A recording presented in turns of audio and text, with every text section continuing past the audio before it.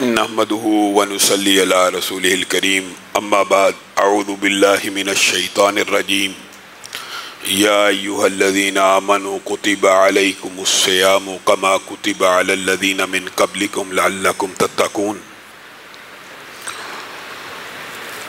معزز سامعین گرامی قدر، لعلکم تتقون کے حوالے سے چند گزارشات کو آپ کے سامنے رکھ رہے ہیں کہ روزے کے مہینے کی اصل غرض و غایت تو یہی ہے کہ میں اور آپ متقی بن جائیں، اللہ کا خوف آ جائے۔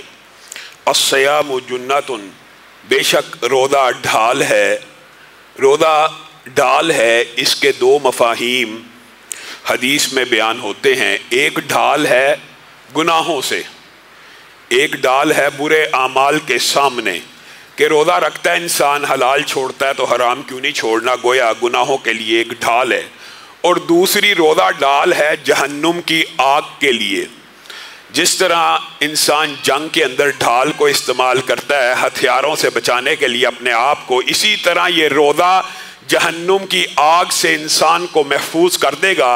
اور صحیح حدیث کے الفاظ ہیں کہ دو سفارش کرنے والے جن کی سفارش کو کل قیامت کے دن قبول کیا جائے گا، ان میں سے ایک قرآن ہوگا اور دوسرا روزہ ہوگا۔ اور روزے دار کے بارے میں نبی کریم صلی اللہ علیہ وسلم نے کہا، یہ اس نے مجھے رکھا، بھوک کاٹی، پیاس کاٹی، میری سفارش کو قبول کیا جائے تو اللہ رب العزت اس روزے کی سفارش کو بھی قبول و منظور کریں گے۔ میرے بھائیو، یہ جو حدیث آپ کے سامنے اکثر پیش کی جاتی ہے کہ نبی کریم صلی اللہ علیہ وسلم نے 3 مرتبہ آمین کہا تھا، اور صحابہ نے پوچھا تھا ہم نے کسی کو دیکھا تو نہیں، آپ آمین کہہ رہے ہیں؟ تو نبی کریم نے بتایا تھا جبریل امین آسمان سے آئے ہیں اور انہوں نے آ کے 3 دعائیں کی تھی، میں نے 3 مرتبہ آمین کہا تھا۔ اب جو دعا کرنے والا فرشتہ ہے، اِنَّهُ لَقَوْلُ رَسُولٍ كَرِيمٍ ذِي قُوَّةٍ عِنْدَ ذِي الْعَرْشِ مَكِينٍ مُطَاعٍ ثم آمین، اگر اس کا اردو محاورے میں ترجمہ کیا جائے کہ یہ بہت ہی بزرگی والا رسول اور پیغمبر ہے اور اس کی فرشتے اطاعت کرتے ہیں، اور یہ عرش کے قریب رہنے والا گویا اللہ رب العزت کا بھی ہمسایہ، یہ دعا کر رہا ہے اور نبی کریم آمین کہہ رہے ہیں۔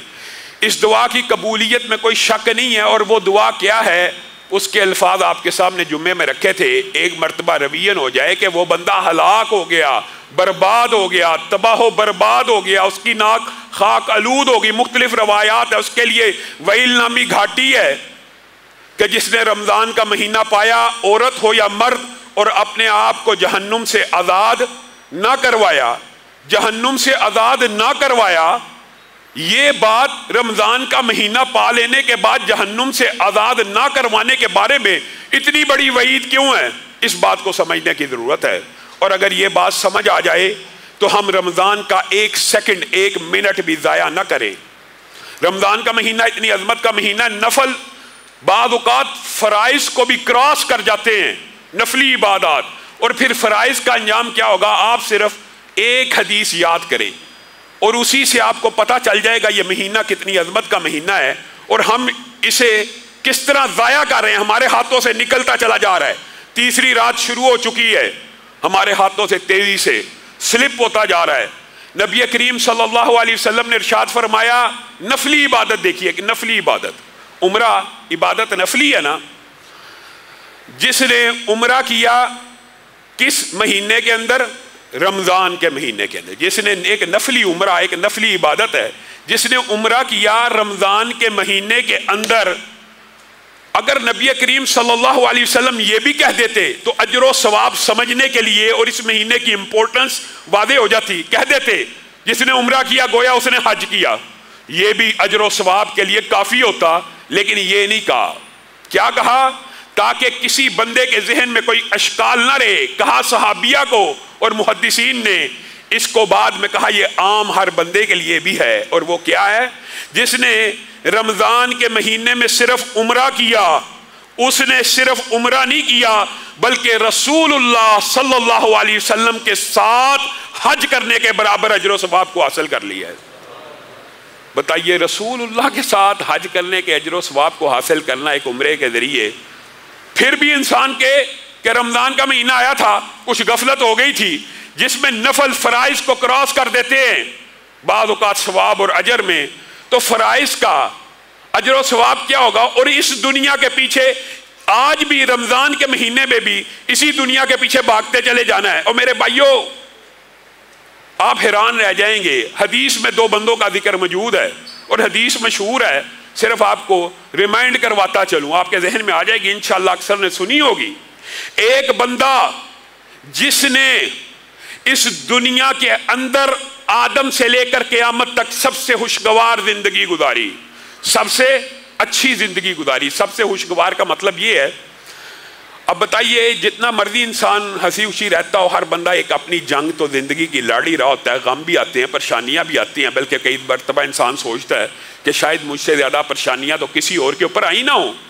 لیکن ایک بندہ جس کو حدیث کے مطابق کہا جا رہا ہے دنیا میں سب سے اچھی زندگی ملی، سب سے خوشگوار زندگی ملی، سب سے زیادہ خوشی سے ہنسی خوشی زندگی بسر کر کے چلا گیا، وہ جس نے ساری زندگی غم کا غائن بھی نہیں دیکھا یا شائبہ بھی نہیں دیکھا، اس کو صرف ایک سیکنڈ کے 1000ویں حصے میں جہنم کے قریب سے، جہنم کے اندر سے، جہنم کے پاس سے گزارا جائے گا۔ ایک سیکنڈ کے 1000ویں حصے میں ایک غوطہ جہنم سے اگر لگوا دیا جائے گا تو وہ بندہ کہے گا اتنی پریشانی، اتنی مصیبت، اتنا غم، اتنا عذاب، اتنی شدت، اتنی آگ، اللہ لگتا ہے کبھی زندگی میں کوئی سکھ دیکھا ہی نہیں ہے۔ ایک لمحے کے 1000ویں حصے میں دنیا کے سارے سکھ بھول جائے گا۔ ان سکھوں کو حاصل کرنے کے لیے اپنے لیے لمبے لمبے عرصے کے لیے جہنم کمانے والوں، کہنے والا بھی اس نصیحت کا مستحق ہے اور سب سننے والے بھی، اس دنیا کے لیے جس کی ساری زندگی عیش و آرام میں گزر جائے، دنیا کی سب سے بہترین زندگی گزارنے والا ایک لمحے کے 1000ویں حصے کی جہنم نہیں کاٹ سکتا، اور چیخ اٹھے گا، پکار اٹھے گا کہ زندگی میں کبھی سکون نہیں دیکھا۔ اس دنیا کے سکون کے بدلے میں کس چیز کا سودا کر رہے ہو؟ اس جہنم کی طویل زندگی کا سودا کر رہے ہو؟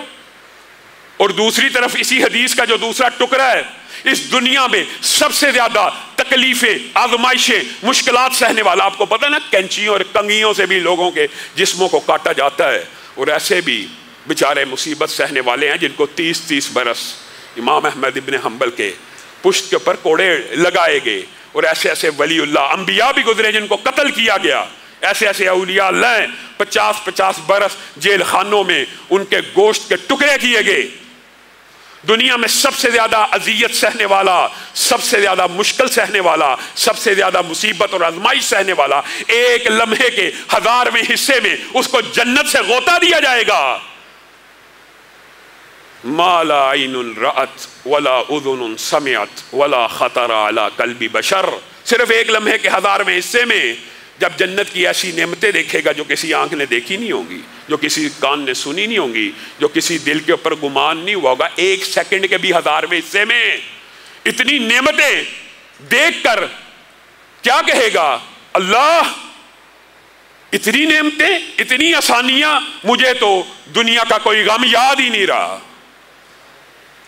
اس جنت کے ارب سال کی زندگی کو کس لیے داؤ پہ لگا رہے ہو؟ ارب سال کی زندگی، بل تؤثرون الحیات الدنیا، تم دنیا کی زندگی کے پیچھے بھاگتے ہو، الہاکم التکاثر حتی زرتم المقابر، بھاگو قبروں میں بھی پہنچ جاؤ گے اسی دنیا کے پیچھے بھاگتے بھاگتے، پھر اپنی آنکھ سے دیکھو گے اس جہنم کو، پھر تمہارے سے یہ جو دنیا میں نعمتیں دی ہوئی ہیں ان کے بارے میں سوال ہونا ہے۔ کون ہے جو رب کے سامنے کھڑا نہیں ہونے والا؟